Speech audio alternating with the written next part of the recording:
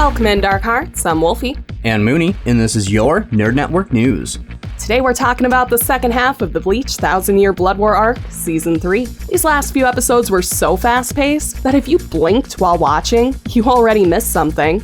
Not to mention you had to be careful, or the Blood War arc was gonna get you right in the feels. I'll say, Season 3 had the highest stakes of all the seasons so far. The only previous fight that actually had some high stakes to it was Yuabaha versus Yamamoto. And out of all the fights in Season 3, my favorite has to be Uryu versus Renji. And y'all, I think I can speak for a lot of the fans when I say that we needed a lot more Uryu. Each character has their own arc. Rescue Rukia arc was Ichigo, Wakomunda arc was Odahime, Fullbringer arc was Chad, and the Blood War arc is Uryu's.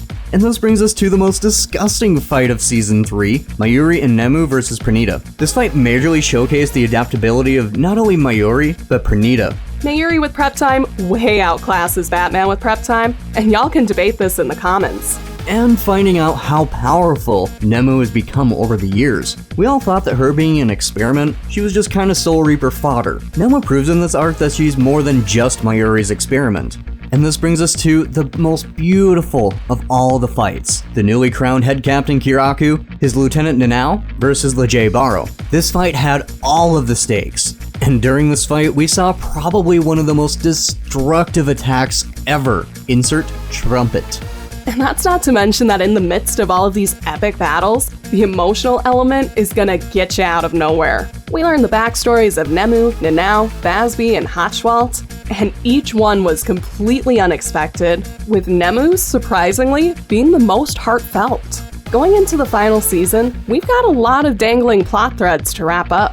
What do all these character reveals mean going into Season 4? And are we ever gonna see what Ginjo and Tsukishima have been up to since Season 1? And I personally hope we get to see Wakomundo entering the battlefield with an army of Hollows and Arrancar backing up their centuries-old enemy. As of this recording, there's no release date yet for Season 4, but we do have a title, The Calamity. And we were lucky enough to sit down with Steve Prince, the voice of Uryu Ishida, and you'll be able to catch the full interview tomorrow. And until then, Dark Hearts, you think you're gone on my last nerve? I have 70,000 more layers. NNN would like to thank our listeners for tuning in. And our radio sponsor, 88.1 FM, KVSC, your sound alternative. And Woodforia, DJs, photography, and more. You can get a quote for your special event at MinnesotaProDJ.com.